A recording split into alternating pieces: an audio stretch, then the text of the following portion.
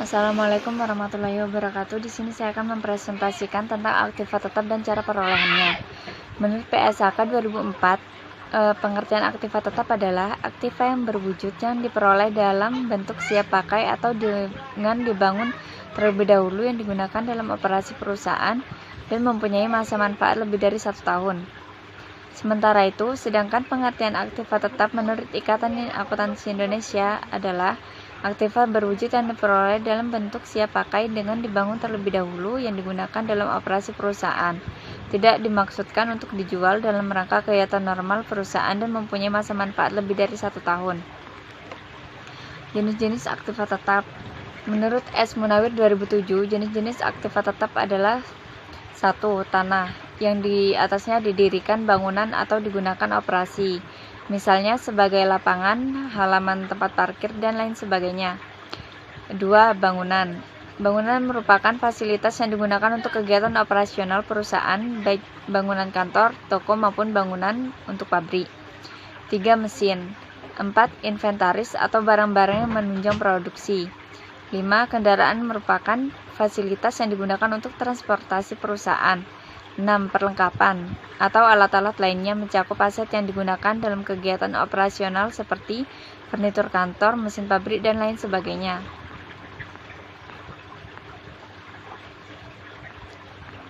Karakteristik aktiva tetap. Menurut Jerry G. Weijen 2007, karakteristik aktiva tetap yaitu 1.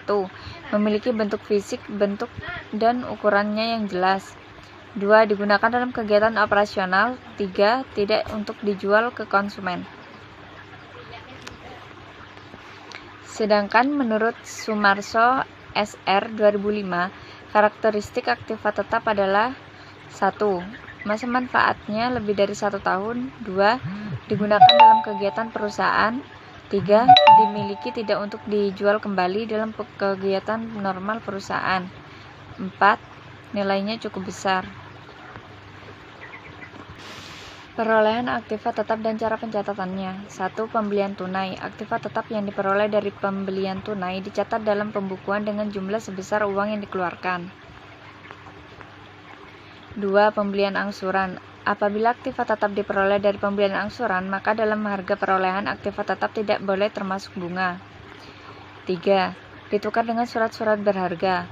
Aktiva tetap yang diperoleh dengan cara ditukar dengan saham atau obligasi perusahaan dicatat dalam buku besar sebagai harga pasar saham atau obligasi yang digunakan sebagai penukar. 4. Ditukar dengan aktiva tetap yang lainnya.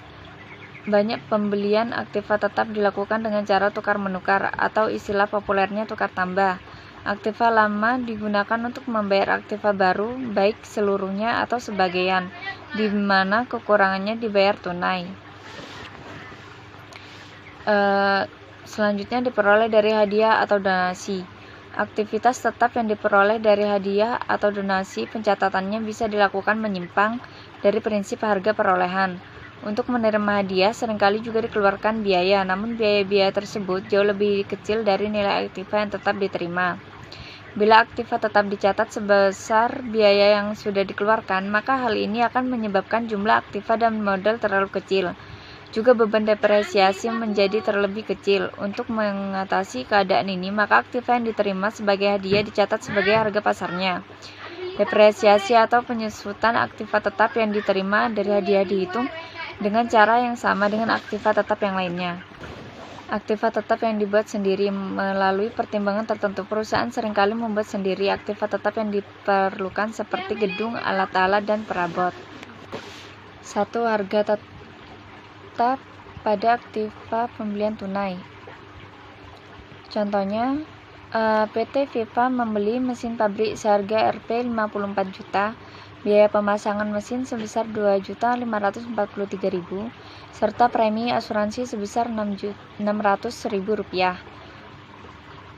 Penyelesaiannya, harga beli mesin Rp 54 juta, biaya pemasangan Rp 2.543.000, premi asuransi Rp600.000, harga perolehannya Rp57.143.000. Pencatatan transaksi dalam jurnal adalah mesin pabrik pada debit Rp57 juta 143.000, kas pada kredit 57.143.000. 2. Pertukaran.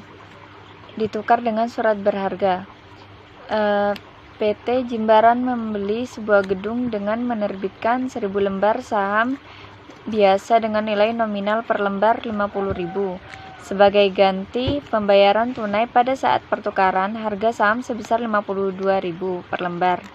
Jurnalnya, tanah 1.000 lembar dikalikan 52.000 sama dengan 52 juta. Saham biasa 50 juta. Tambahan modal di setor 2 juta.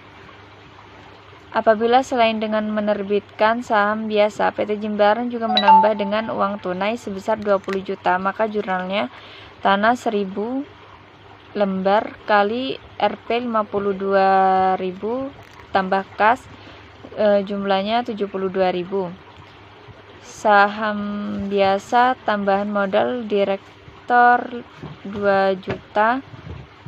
Agio saham kas 20 juta.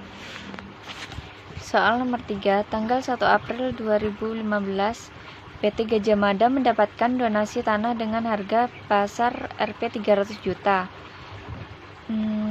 Atas tanah tersebut baru akan diserahkan jika perusahaan sudah berjalan 2 tahun. Saat hal atas tanah tersebut diterima, PT Gama mengeluarkan biaya untuk administrasi sebesar 3 juta. Lalu pembahasannya,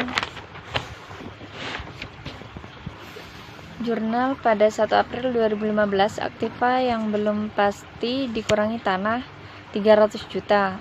Modal yang belum pasti dikurangi hadiah Rp 300 juta.